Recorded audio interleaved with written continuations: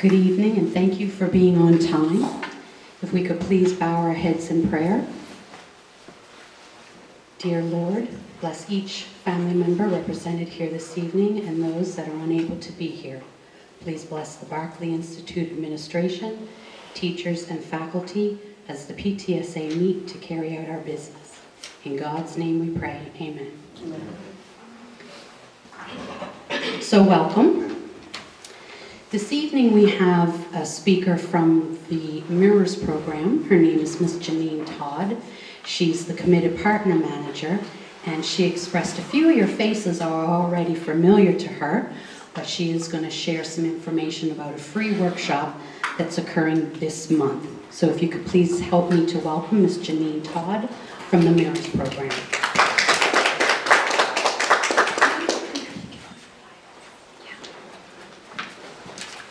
Do I have to do the microphone? Yes, please, so you can be caught on video. Thank you. I do like microphones. Okay, so good evening all. Like we said, my name is Janine from Mirrors. I do know a few of your faces already from children who have been in our program in middle school. And now it's ironic to see you here at the high school level, so great to see you again. Just a few quick questions. How many of you have done a Mirrors workshop, either parent workshop, professional development training, a volunteer workshop? How many of you have done a Mirrors workshop in the past? 1, 2. Okay, all right. So there are a few new people who haven't done any of our workshops. Okay. So let me ask you this question. What do you guys know about Mirrors? You just shout it out so I know where I'm coming from. What do you know about the program? What have you heard? So I also want to take the opportunity to smell any myths you may have. So you may think you know what we are, who we are, what we do. So what do you guys know about the program already? This is the youth in particular young men. Young man, okay. Who else? What have you heard? It's a mentoring program. Mentoring, okay. What else have you heard? I'm sure you've heard some stuff about us, what we do. Character building. Character building, okay. Anybody else?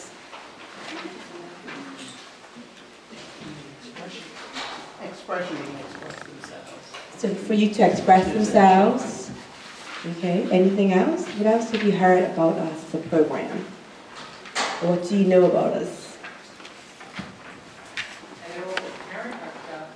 It offers parent workshops. Oh my goodness, right there in your hand, right? Got that one.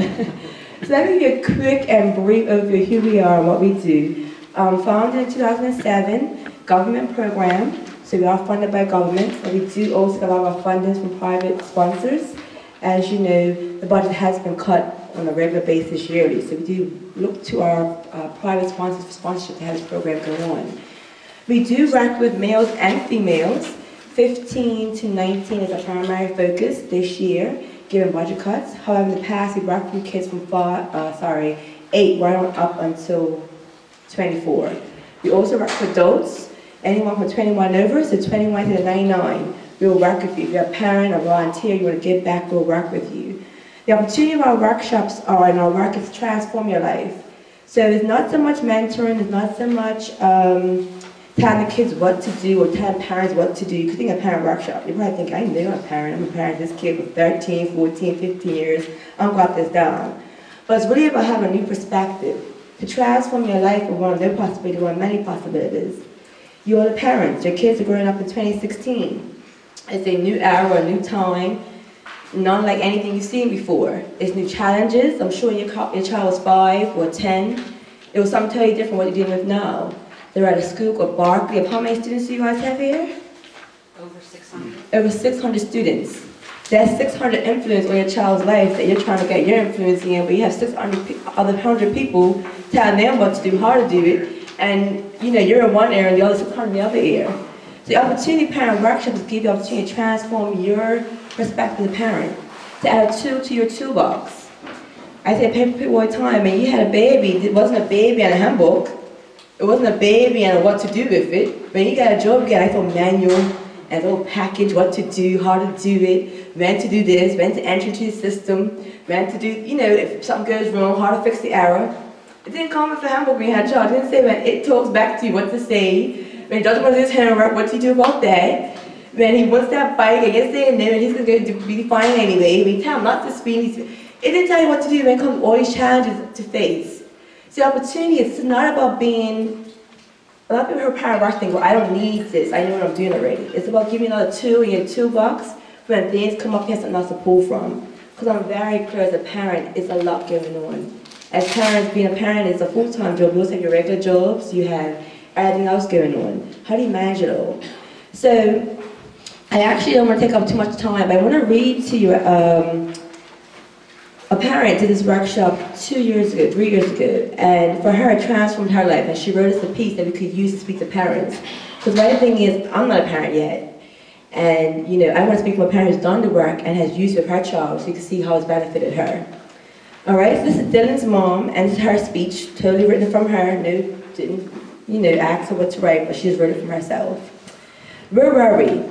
I always thought I had a well-behaved kid who would do as I said always.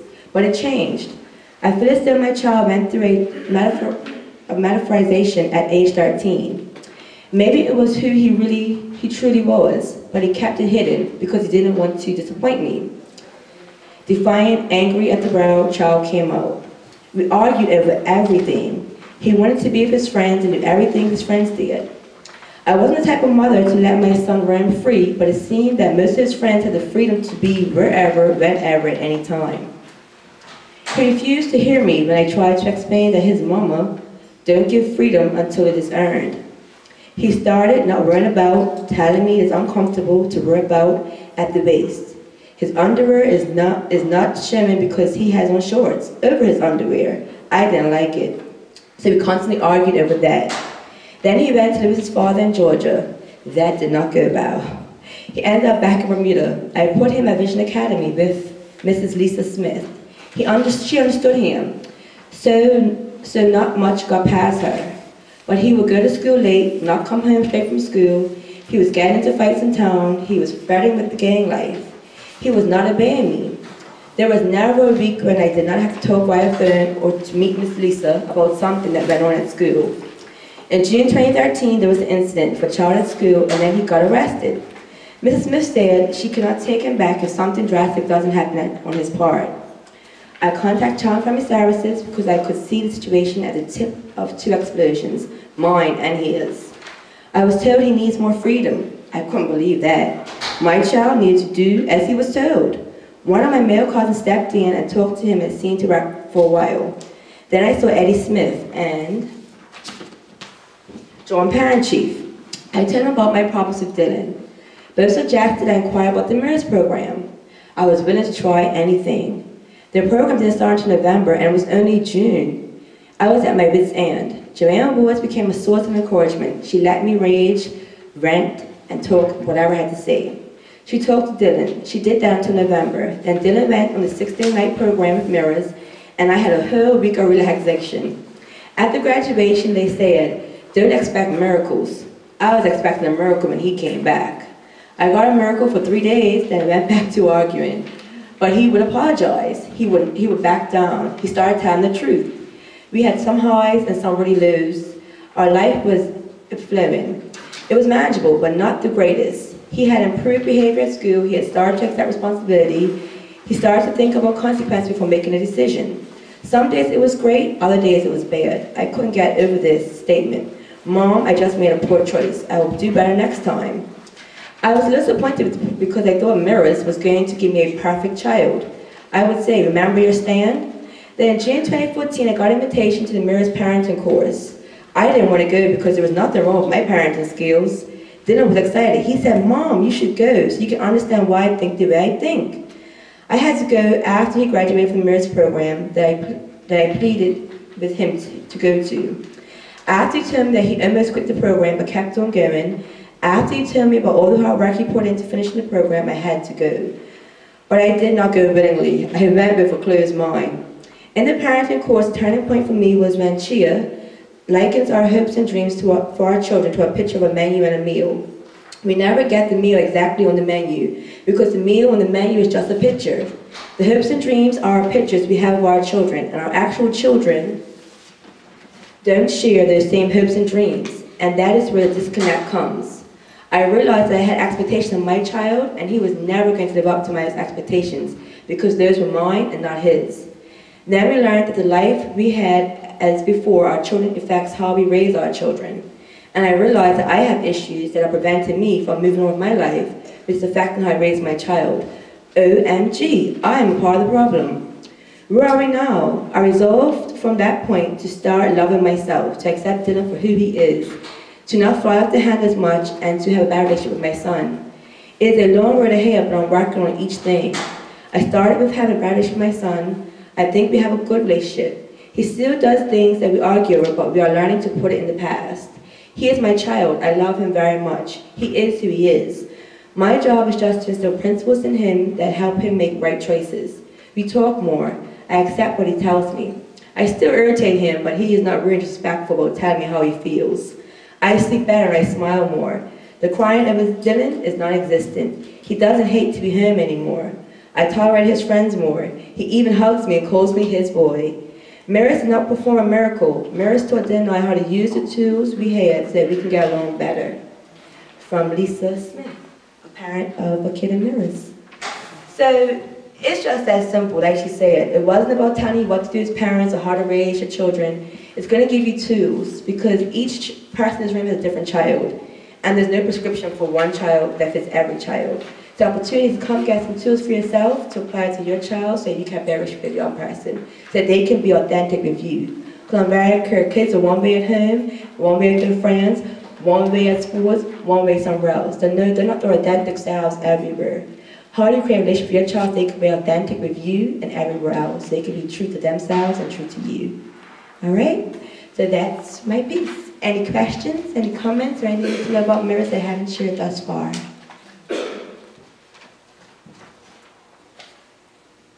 Will this January session be the only one you offer for the year? Yes, it is.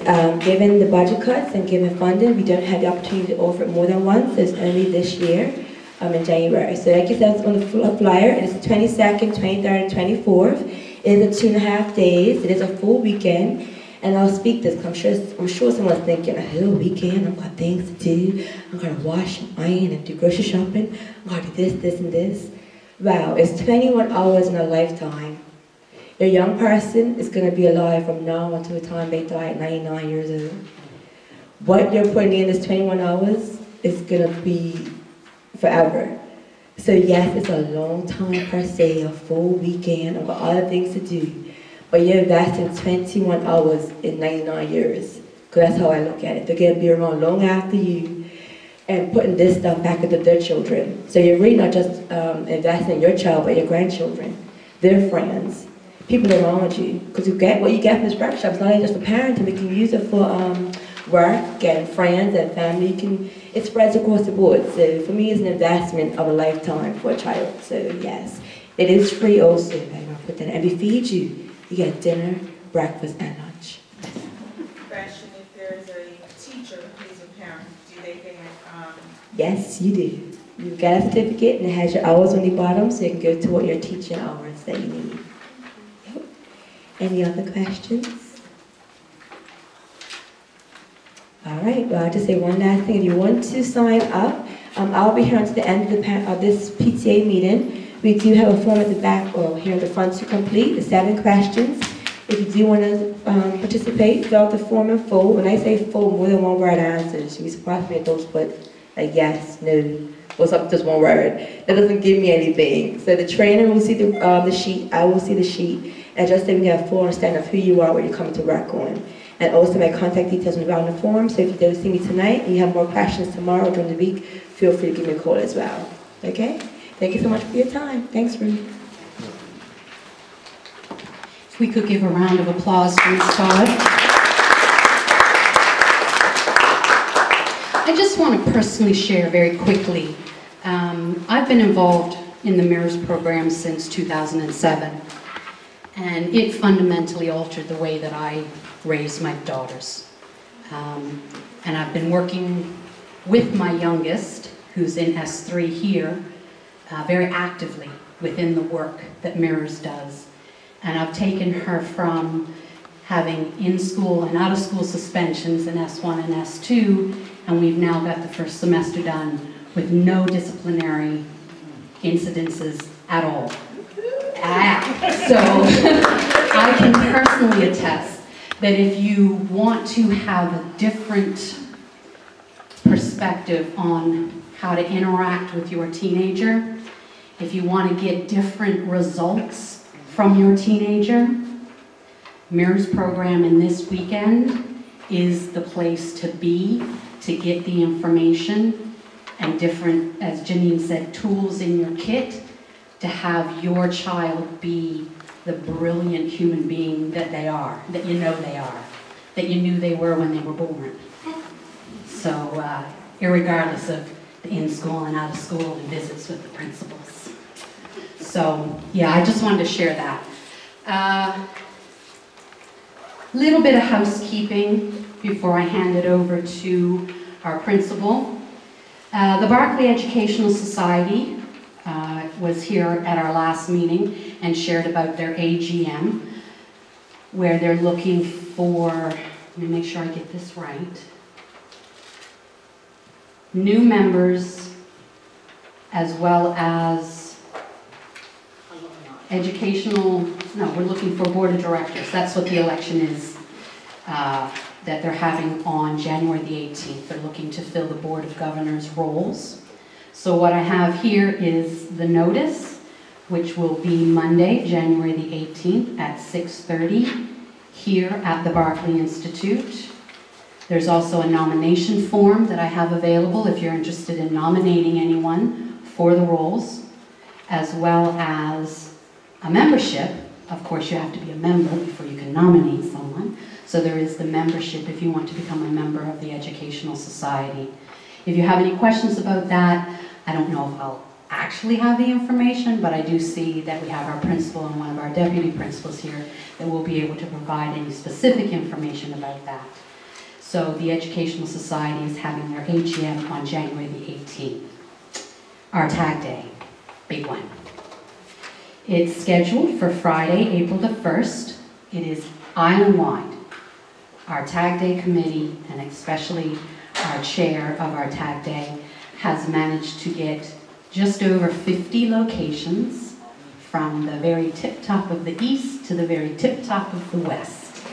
So we are going to be able to raise much more than what we have in the past 2 years. And of course, this money goes towards the S4 scholarships that the S4 students apply for and receive at graduation. So I have the sign-up sheets. What we're looking for right now is your commitment to volunteer. Again, it's Friday, April the 1st. The young people, children are out of school, so we are expecting all students. But we're looking this year for team managers and assistant team managers. And basically what that means is the team manager will be the contact person for approximately 4 locations, say in the West End. And then the assistant team manager will be the contact person for an individual location. So say Shelley Bay Marketplace, we'll have a team leader, and then there'll be a team manager for East End. Okay? So if you're able to do that, make sure that you indicate that on the form. There is an area to do that. Once you've been signed up, you will be contacted via email from the Tag Day Committee, letting you know specifics and being able to answer any questions that you have. Let me see, what else do we want to share? If you want to sign up tonight, that's perfect. If you want to sign up your student, that's perfect too. But if not, if you want to go home, think about it, check your calendar, check your schedule, see if you're traveling, etc. during that week. You can then email us at berkeleyinstituteptsa@gmail.com with your contact number, your preferred area, central, west, east, your preferred times, and if you want to be a team leader or an assistant team leader. And I know with your support, I'm real clear, with your support, we can surpass combination of what we've raised in the past 2 years. I'm sure of it. So I want to make sure that you and your child are signed up. There will be emails coming home. If you're on the Facebook page, there'll be reminders on our Facebook page. Have a conversation with your friends, your family. If you're going to be on vacation but your child's aunt isn't, then, you know, let's get the aunt scheduled for an hour or two. One of the things we are going to be offering for our students, of course, as we did last year, if you put 2 or more hours in, we'll double it. And of course, that's community service hours. So if you give us time, we'll double it. Okay? The office is requesting that when you sign in, you print your email address, just because they want to make sure that they have the correct contact information for you. I'm sure most of you are aware that the school has been experiencing problems with emails over the past few weeks. And I'm not sure if you can show me by a show of hands who received the email from Ms. Trott today. Okay, so it seems to have cleared itself up. We'll now have our report from our principal.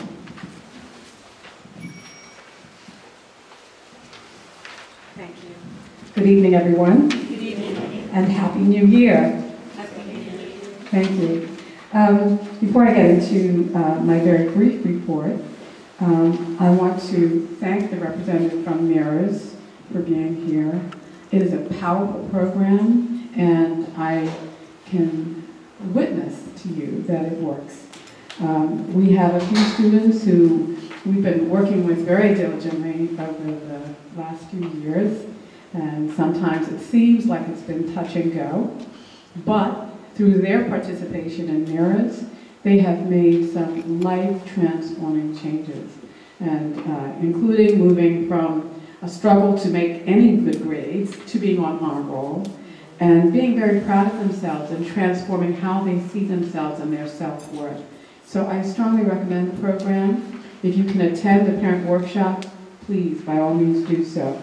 I also want to encourage you to be a part of the AGM. Your voice is needed. It's an important place for you to assert yourselves as parents of Berkeley students. And if you can attend the AGM on January 18th, please do that. Berkeley News, we have a new teacher. We've been waiting for Mrs. Candace Darrell for the last 3 months to come over from Cedar Bridge, essentially, but she is our new English teacher, effective January 4th, and we were happy to welcome her to our community. I also wanted to mention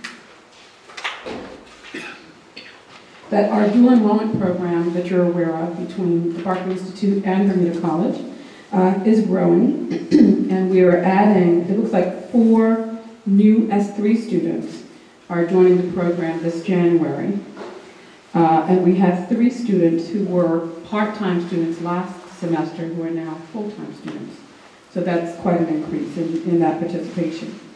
I want to make you aware that we will be scheduling mock exams in all subjects, focusing on external exam preparation. So students who are taking IGCSE, GCSE, and possibly the AP courses will be involved in mock exams, which serve to provide our students with an opportunity to simulate the test experience under real test conditions. And the purpose of this is to help them to see where they are in terms of their preparation for the exams, and also to give them a practice run. Very important. On December 14th, we held our first interfaith devotion. It was here in the library. It was attended by approximately 25 individuals. It is interfaith. I mention it because there will be another one coming up toward the end of the month or beginning of February. So I'd like for you to be aware of it. If you can come and participate, please do.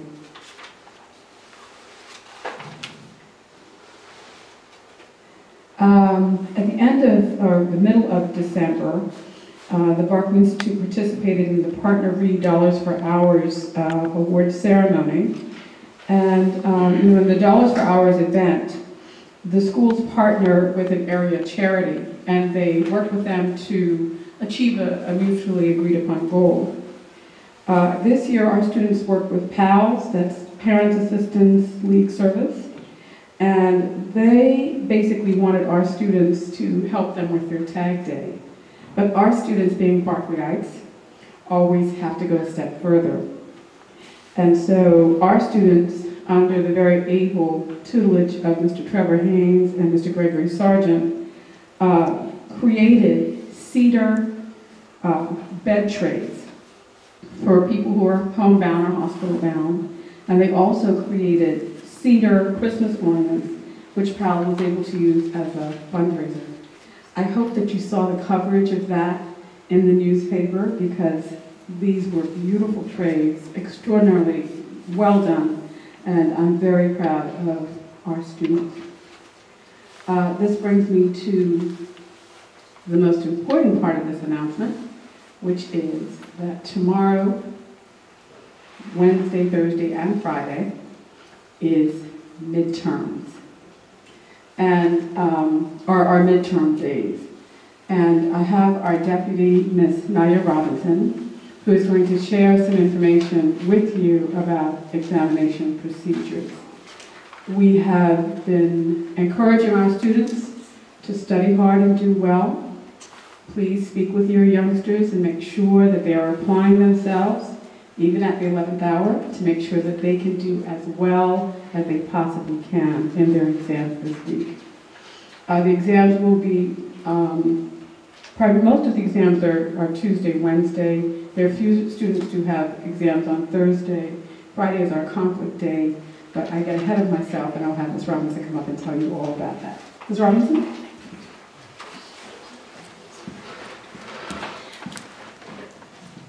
Is that big enough for everyone? Thank you, sis. And I think I have a big enough voice that everyone can hear me? Yeah. Yes, wonderful. So good evening, everyone. I'm here to speak with you briefly on the exam procedures and to give you some guidelines on exams here at the Berkeley Institute. You should have received by email a very extensive list of guidelines for exams. We try to leave very few stones unturned, so I apologize for the length of that, but the importance of exams, we have to get our young people on board, and we have to comply with international exam regulations, okay? So again, with our motto, keeping the end in view, how important are these exams? First of all, we have to understand the promotion requirements. In order for an S1 student, yes. In order for our S1 students to be promoted to S2, they must earn 6 credits, 2 of which must be math and English. S2, 12 credits, again, math and English must be 2 of those credits. S3, 18, S4, 24. Therefore, your young people must be studying very hard, because at the end of the year, they must have achieved or earned their 6 credits, okay? Priorities, again, math and English, okay?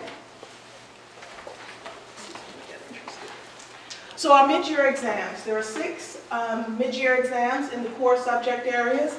We have math, English, science, social science, business, and foreign language. This is not a good layout. Give me a quick moment, please.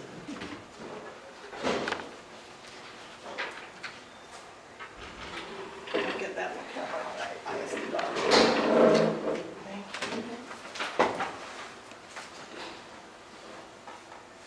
Okay, so the layout. Tomorrow, Tuesday the 12th of January, we have English in the morning. Foreign language is scheduled for the afternoon. Wednesday, math in the morning, social science in the afternoon. Thursday, science in the morning, and business and IT in the afternoon. Friday is for exam conflicts. Now, I will explain what conflicts are further in the presentation, but any student who has more than one exam during an assigned content area, so if they take 2 sciences or 2 business classes, that's what's defined as a conflict.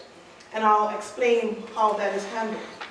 Now, yes, if your young people said, oh, I don't have to go to school because I don't do business, they are actually correct. They only come to school when they are scheduled to write an exam. Okay, so again, if they have English and French tomorrow, or Spanish tomorrow, they're here for the entire day. If on Wednesday afternoon they do not have social science, They come in the morning, write their exam, and they are dismissed at the end of their examination. Okay? So students are only at school when they have to write an exam. So what does the day look like? At 8:30 in the morning, students arrive at school. They look on you will see listed in the lower atrium all of the location student names, and they would look to see where they have to go to write their examination. They will then proceed to that location. At 9 o'clock, it's the start of the morning exams. Okay, so it gives some students that half an hour to find where they have to go and sort themselves out with location and correct seat and row number. The exams run from 9 o'clock until 11. At 11:05, students will be released from the exam location. Lunch then runs from 11:05 until 12:30. The cafeteria is open per usual, or students can bring lunch. They are not permitted to leave campus in between examinations. So if they have a morning exam and an afternoon exam, our campus remains closed. So they should come with lunch. They are only leaving if they do not have an afternoon exam, and they then should be moving home to review for the next day's examinations, okay? Unfortunately, we will only have buses on Thursday mid-morning for collection because there's a large number of students who will not have afternoon exams on Thursday. Up until Thursday, students are expected to make their way to Hamilton, get on the buses, and leave Hamilton very quickly. Okay, so it should not be a hangout in KFC, if we be real, or Mr. Chicken, or wherever else they want to hang out in town. So parents, if you can definitely support us by putting some ground rules or expectations in place and following up to make sure that they are home using their time wisely. At 12:30, lunch ends, and similar to the morning process, students then move to their afternoon location. Exams start at 1. Students are dismissed at 3:05, and the regular bus schedule will be in place for the afternoon pickup. Okay, so that's what each day looks like from Tuesday until Friday. I'm sorry, so this information was really for students, the dismissal piece, and I already mentioned that. Finding the correct desk, I will review that with you, particularly for the S1 parents. This was shared with young people, but in case they have any questions for you this evening. As I said, in the lower atrium, students would find their name listed, and it will, if they're in the cafeteria or gym, it will say row number and seat number. If they are in a classroom, or as 2s and 3s are on the 4th and 5th floor, it will say what room number. If they're a student who receives learning support services, they would have been directed ahead of time, and again, they are also located on the 4th floor. Students were advised by their resource teachers where they should write those examinations. Also, if any student is in doubt, Ms. Anderson, our receptionist, has a copy of all students' locations so they can go to the office. Late to an exam. If a student arrives more than 15 minutes late to an examination, they will not be admitted. Unless they have a reasonable excuse or a valid reason for being late, they will not be allowed to write the examination. Okay? Exams start at 9. Students should not feel that school starts at 9, so they should arrive at 9. The arrival time is consistent.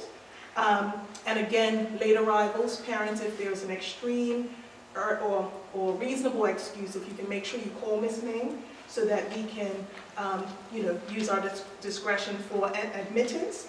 But typically, after 15 minutes, students are not permitted to enter the exam. If they come in 14 minutes and 59 seconds and below, they will not receive additional time. So that means they have that much less time to complete their examination. Again, being consistent with international standards. Students must provide a doctor's certificate when they return to school in order to write exams. So unless they are very ill, parents, please send them to school so they can write these examinations. We must write all of our exams. They're coordinated with Cedar Ridge Academy so that all content areas are written at the exact same time. We're in a digital age, so unfortunately it's not as easy to say, oh, they can write it later, because they can also talk and say, you know what was on that exam? So, as a result, students must write exams when scheduled. And if not, you must have doctor's certificates in order to request assessed grades. If a student is in school or out of school suspension, they will be writing their exams at that location. I already spoke of managing the exam schedule. Again, students can leave at lunchtime. If a student does leave campus, because unfortunately this does happen on occasion, students have left campus during that lunch period, they will not be allowed to return to campus. They will be issued a consequence, and they may forfeit the right to write that afternoon examination. So parents, please just tell them to stay at school. It's very simple. Okay? The expectation is that they remain in school for the day. They do that and we're good. Okay? Exam conflicts, as I mentioned, if a student has more than one examination of the same content area, one exam will be scheduled on the exam day, the other will be written on the Friday exam conflict time. Again, advisors and subject teachers shared this with students this week. If all else fails, it is also posted on the bulletin board downstairs in the lower atrium. So all students who have conflicts, their names are alphabetically listed, and what exam they should take during their scheduled time, during conflict morning and conflict afternoon are all listed down there, okay? So if you have any questions about that, again, you can refer to that listing, which is in the lower atrium. On the day of the exam, if the students are in doubt and have any questions, by all means, any member of staff should be able to assist them. We are all out and about to assist through that process, particularly for the S1 students. No cell phones. School rules are consistent, so cell phones are not permitted. But every year we have a student who says, I forgot my calculator, can I use my cell phone? Unfortunately, our answer is no, because cell phones are not allowed, and obviously there's a lot of information that they can access if they need to use a cell phone. So no. So parents, please, if you can make sure your young people are fully prepared. The number of students looking for calculators and rulers and pencils as they head into a math exam is staggering. So if you can just, again, know that this week is an exam week, have all of their supplies prepared, it will set them up for success. School uniform rules are the same. Students must come in full uniform, and student IDs are required. The IDs should be out and placed on the front right-hand corner of the desk. Again, all of our staff do not know all of the students, and they may be in an examination location that students are not familiar with. So they should not have to interrupt them to take attendance. So the expectation is that student IDs are present and they're on the front right-hand corner. If students come unprepared, they have to purchase a temporary ID for $1, which is our printout of our school page. But parents, this can be avoided if they simply come with their ID. And in assemblies, as I made the presentation, I asked them all, would you go to the airport and attempt to go on the plane without your passport? And if the answer is no, then don't come to school without your student ID. Okay? So they all understood the importance. That's simply the expectation.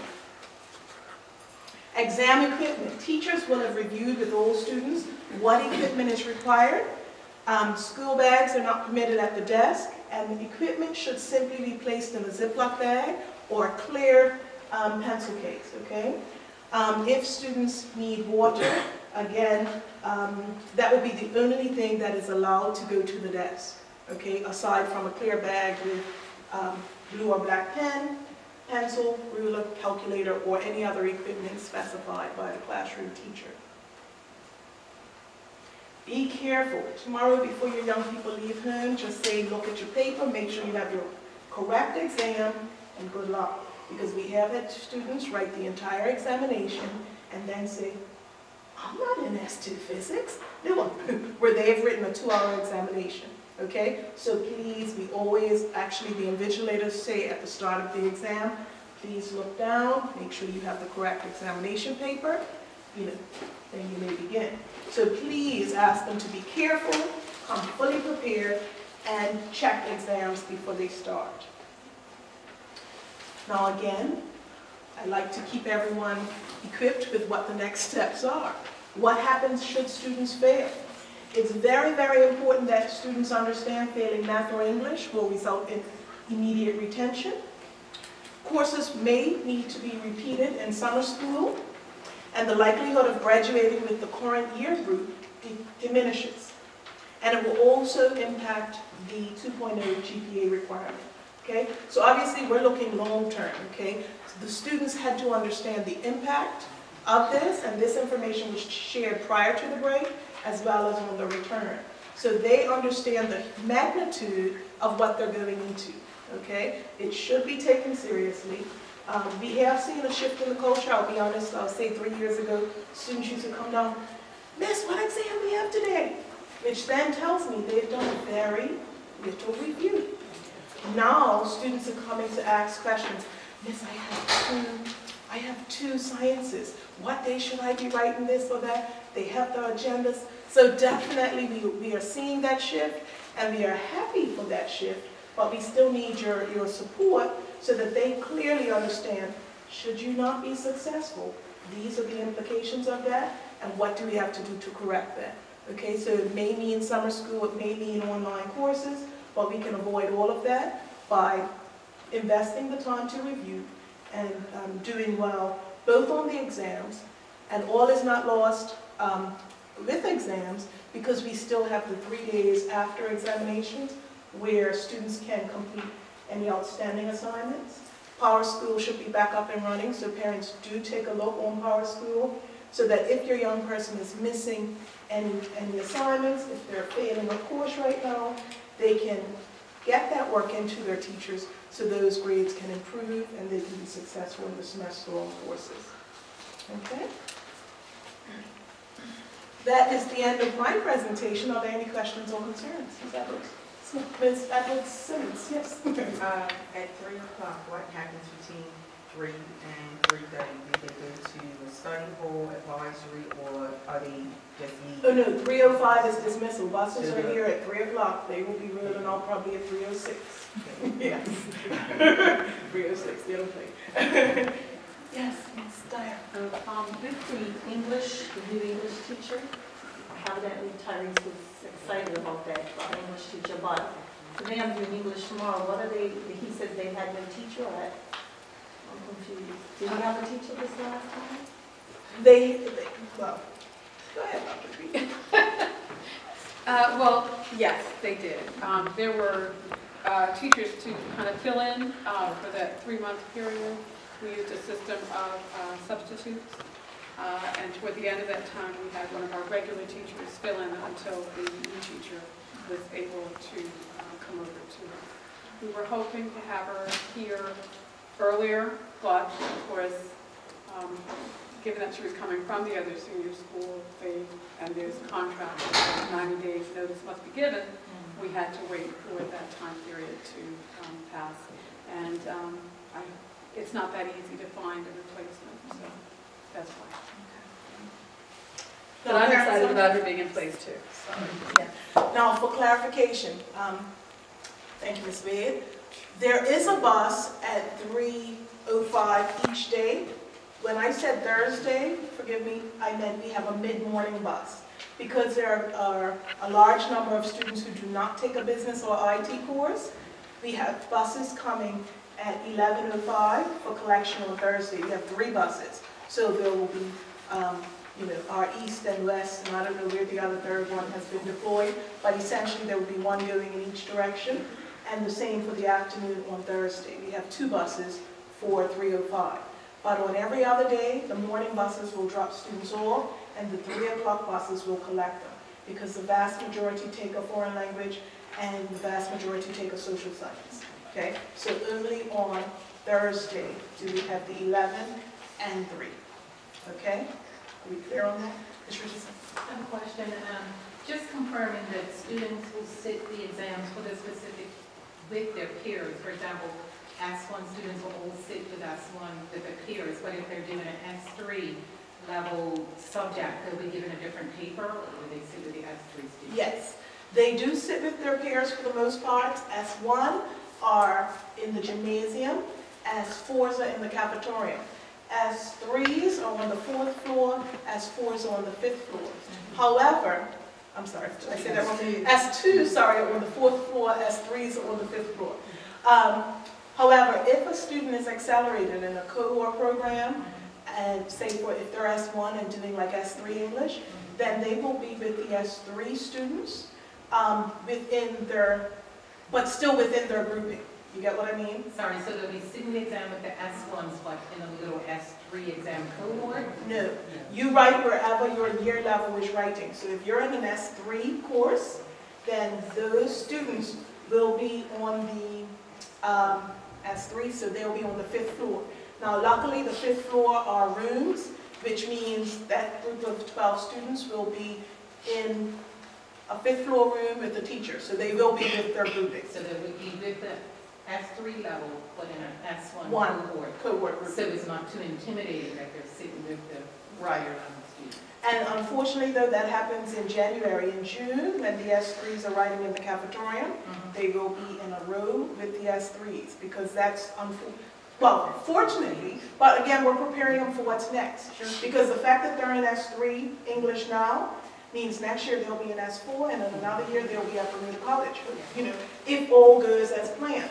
So rather than keeping them with the S1, and when they go to Bermuda College, they're not going to write the college exam here at Berkeley. So we're getting them all prepared.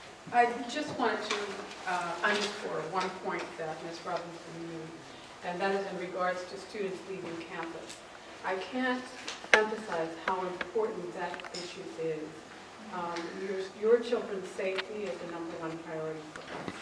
And while we be attracted to them to go off-site, to go to Arnold's or walk into town, to think that they're going to get lunch and come back, if they're writing an afternoon exam, we are very, very strict in saying that they cannot leave campus. And the consequence for that, as Ms. Robinson stated, was the possibility of forfeiting the opportunity to write that exam and getting a 0 from that, which is terrible. But in addition to that, they would definitely get an in-school suspension.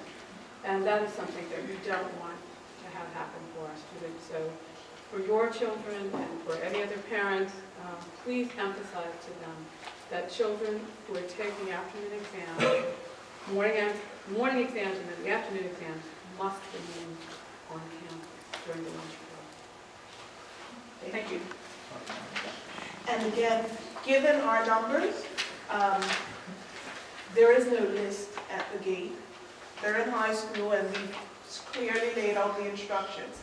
So in the past, well, security let us leave.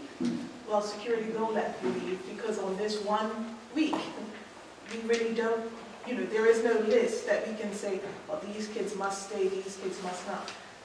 They're young people, and we're preparing them for their young adult lives, so they should be able to manage their schedule and understand the consequences that will come if you choose to leave campus.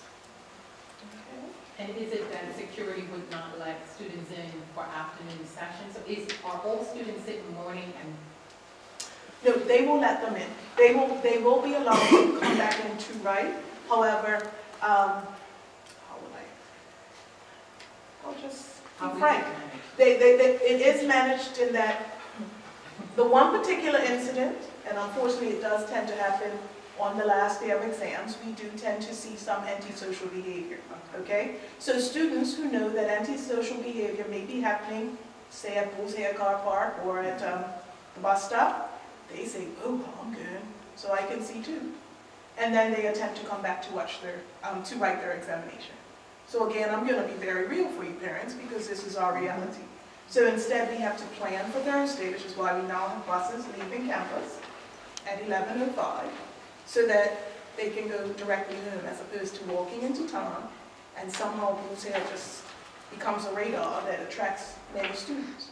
So to avoid that, we're going to address the elephant in the room and let you know that this is sometimes what happens, and have your young people go directly home. So obviously on a day like that, when we end up being contacted, then we know on the return that there's now a large group who's attempting to return to campus. Typically that is not the case, and you would know the 10 or 20 students who will be coming and not have a morning exam. But it's few and far between those who will not have a morning exam, because the morning exams are the core. So it will only be S4s or dual enrollment students who do not have a math, an English, or science. But typically all of our students would have a morning exam.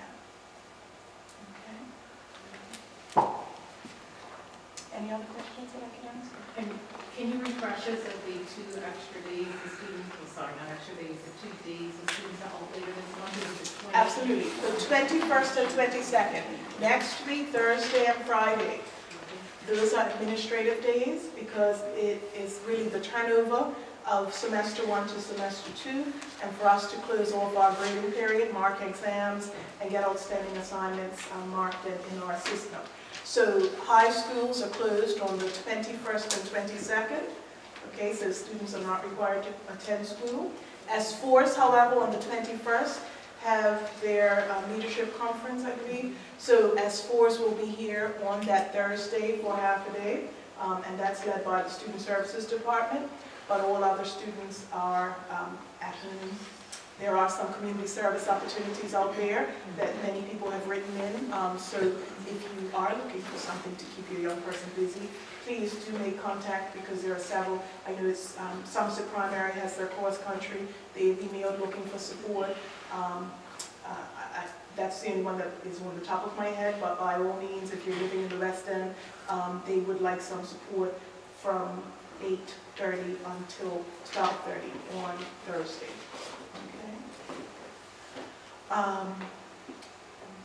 Oh, I'm sorry, and that actually reminds me about why the deadline for outstanding assignments. They have the Monday, Tuesday, Wednesday to get that in. I can promise you, while teachers are very welcoming and receptive to receiving outstanding work, usually on that Thursday, that is cut off because they are trying to meet their deadlines. And we hold them accountable, so they have to hold your young people accountable. Okay.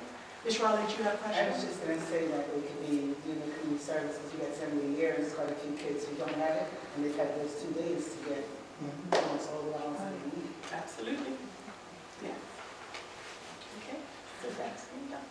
Yeah. Thank you. Thank you, Ms. Robinson.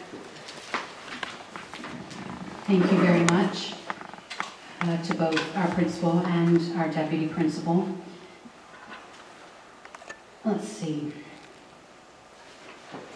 I guess that's, if there's any questions, concerns, comments that you want to share or get answered, I'll open the floor for that now. Any questions for Ms. Todd in regards to the Mirrors program? We're all going to come up here and get one of these and fill them out because we're all going to have brilliant students and children. Yes? It's not just for kids at risk also. I don't think it's for kids who have issues or problems with parents to come. It's for all parents, all kids. All parents, all ages. all kids, Yes. all ages. Yes. Just so happens that I had one that gave me issue.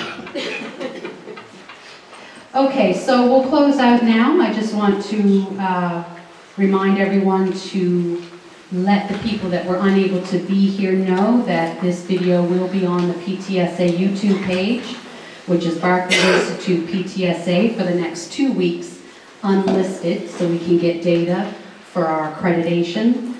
The only way that you'll be able to view this video will be with the link that will be sent to you via email in the next 48 hours.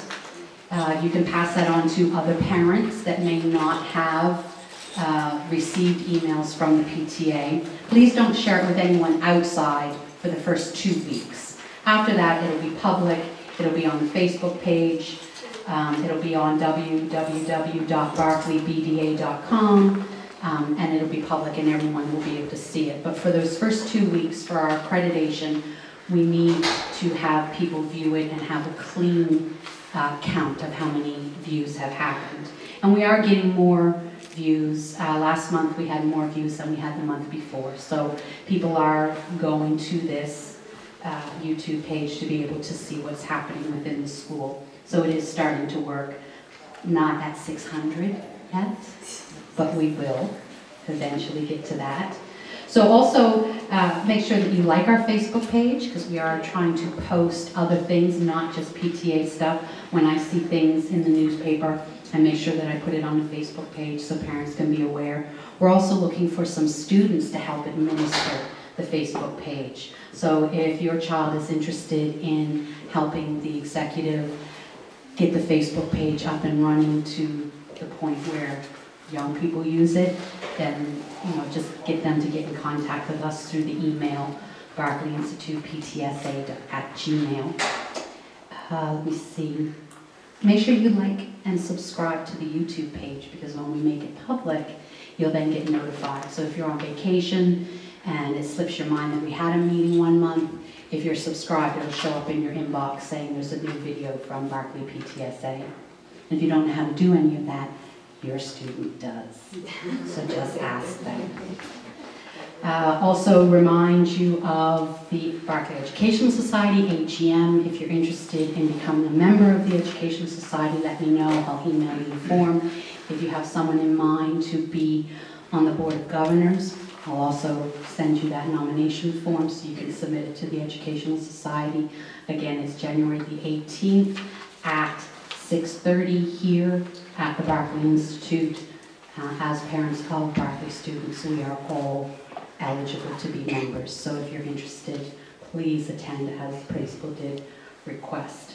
Make sure you sign up for the tag day today so you get the time and location that you would prefer. And thank you for coming out this evening. I appreciate it very much.